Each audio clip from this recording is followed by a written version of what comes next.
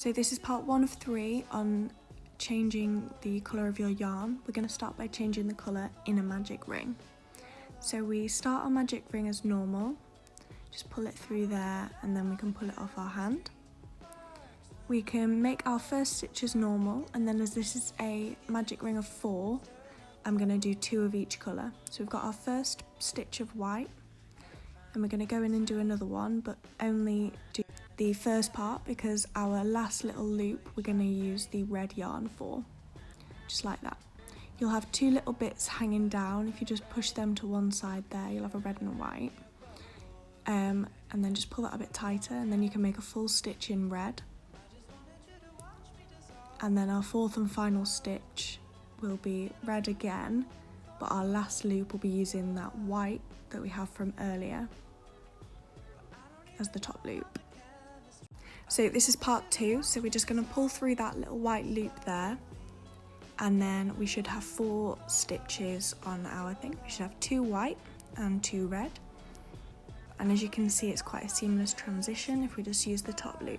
We're then going to pull it. I did struggle with this one a little bit because I put too much tension in it, but it still went. You just got to be careful and gentle with it. So I've just pulled that through, and then you'll see why we changed to white here. So we're going to go back into our white stitches from the beginning, and then this is going to be how we do our first couple of stitches in a magic circle. So I'm going to start with an increase because the pattern I'm doing is to make a circle at the start, so we're going to increase in every stitch.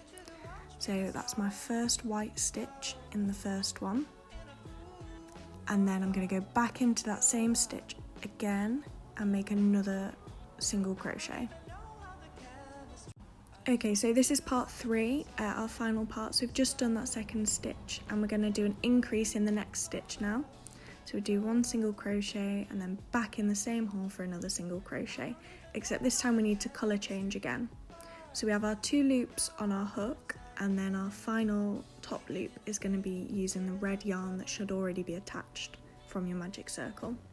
So we pull that through, and then we can start single crocheting again in the red.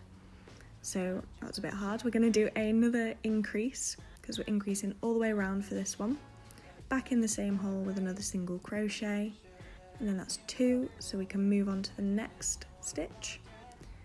And we're going to do another increase, go in with a single crochet and then another single crochet, and then we just need to change that colour back to white, and we're ready to start our new row.